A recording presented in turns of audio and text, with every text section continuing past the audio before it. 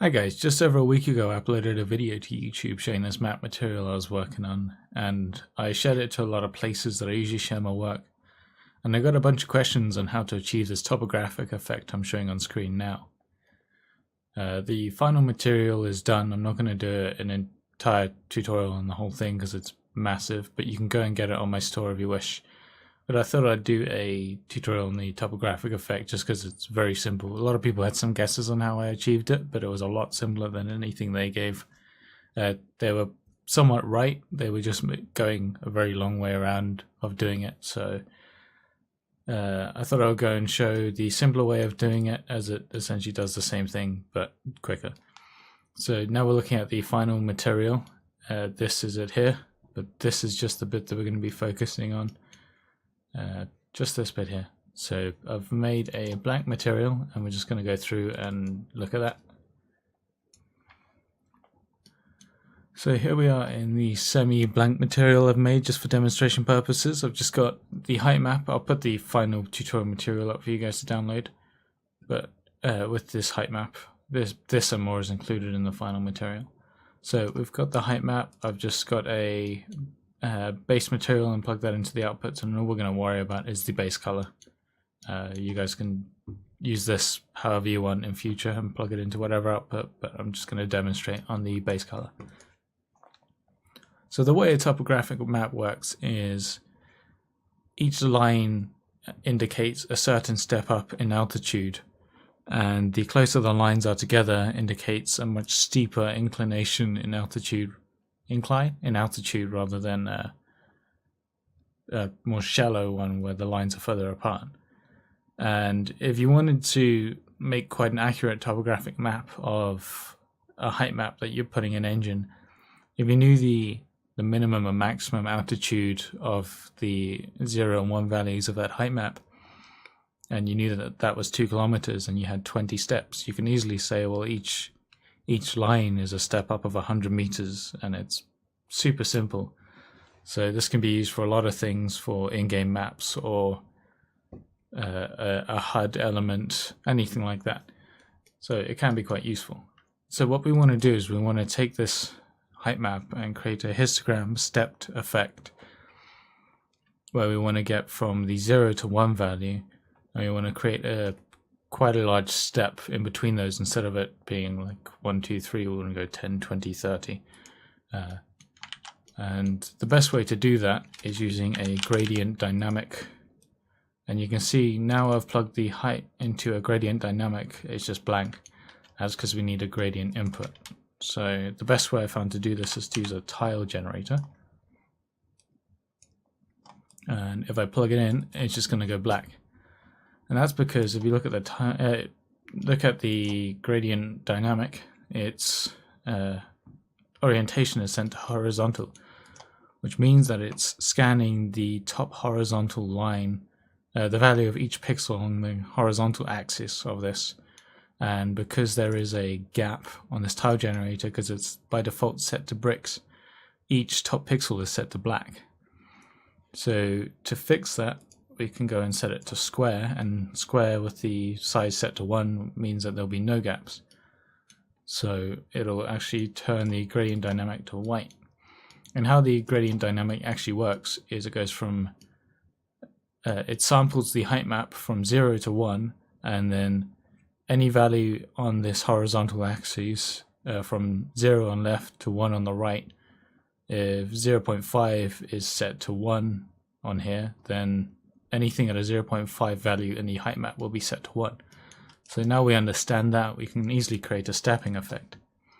And the easiest way to do that is, because we're only worried about the x-axis, I'm going to set the y to 1, and I'm going to set the x to 16. You can set it to whatever you want. This x amount will actually control the amount of steps that you split this height map into. And then in order to get that stepping effect, there's a really useful setting here under color by luminance by color. And there you go, you can see in the preview we've already got this stepped effect going from 0 all the way up to 1. And this is essentially everything behind how we get this topographic effect. So from here, I want to add something quick. I'm going to add a blur, just a high quality grayscale blur, just ahead of the height map, and we'll view what that does. You can see now it looks very weird and wavy, very blobby. I think that's a better way to describe it. So we don't want the intensity to be that high. So if I set the intensity to 1, you can see it's much closer to the original height map, but the lines are much smoother. And this will help us later on, because if the line is too detailed, it can look a little hectic. So this you can make a public parameter, which I've done in the final material. And if we preview this and then I adjust the blur, you can see it gets less accurate but more readable.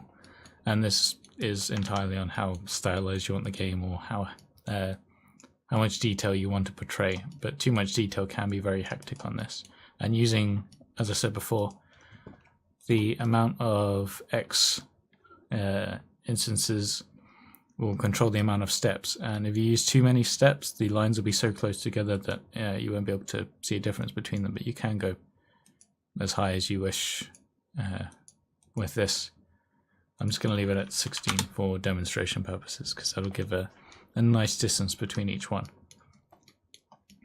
So the next thing we want to do is to draw a line around the edge of each of these steps, and that will be the line that indicates that step up in altitude. So there's a few ways you can do this. The most obvious is using a edge detect node, but that gave a lot of undesirable results because I wanted the material to be as versatile as possible and customizable as possible.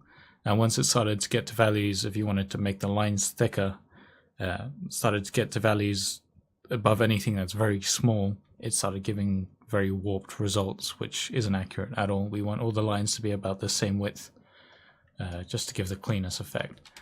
So the best way I found to do this is to use a normal node, convert this to a normal, and we need the intensity to be much higher, so I set it to 25. And there you go, you can see we've got these nice crisp lines. And then what you can also do is you can use another blur, high quality grayscale, and we'll set the intensity just to 1 quick for seeing what it's doing. And that's still way too much, so let's go to 0.1.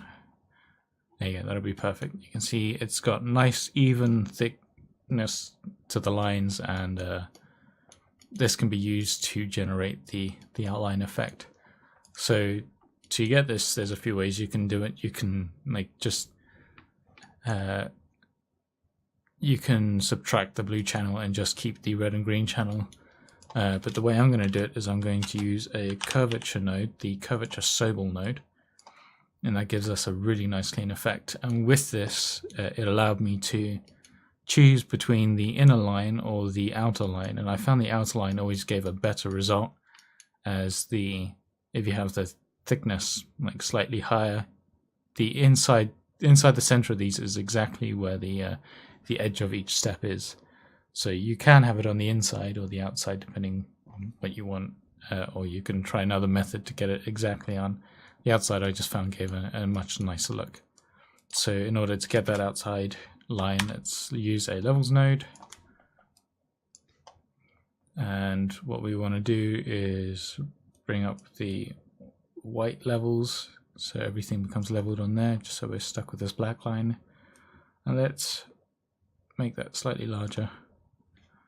Starting to get a bit of warping and inconsistency with the width of it, so let's not make it too large. We can fix that later in levels. And now what I'm going to do is I'm going to use another blur high quality grayscale, and obviously we don't want the intensity to be 10. Let's go to like 0.1. There you go, it's giving a much nicer, more even look to the entire line. And then just to finish off, let's get a levels node. And what we want to do is we don't have to, but for this sake I'm going to invert this grayscale. And instead of just using the invert grayscale node in this levels, I'm just going to flip the black and white values. And then because I flipped the black and white values, I want to raise the white values now. So because they're flipped, I have to move the black value marker. So let's raise the white values to get the line to show a bit better. And there we go. So that is our final line for all the outlines for each step in the topographic map. And now we need to blend that over this histogram effect that we've given before in the gradient dynamic, but we want to add some color first. So we'll get a gradient map and we'll plug that into there, and just using the gradient editor, gonna make it green in the middle, something not too saturated. Let's go for a yellow sand color. That'll do for now. Nothing completely accurate, but you know. And then we'll have white at the top of the peaks because will indicate snow for higher altitudes.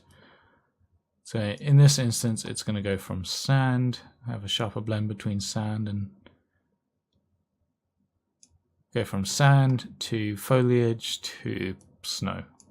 And I think that gives a nice enough effect. And this all works procedurally, so if I actually go and change the amount of steps visible now, it'll actually update those colors to those steps. So I might actually change it to 24 now, and it will still give a quite nice effect.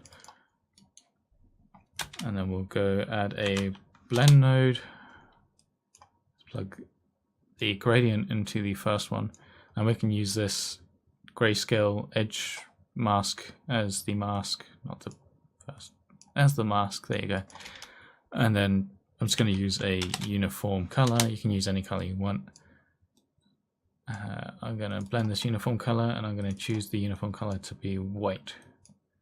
Actually, we already have white on the map, so I'm going to go for like a blue. Let's do that. Might stand out a bit too much. Let's plug that into the final, and this is the effect we get. It's outlining each edge with the blue line and making each step a different color to indicate something different at each altitude. And yeah, that's about it for the final of the topographic effect. I hope you guys found this useful, and yeah, take care.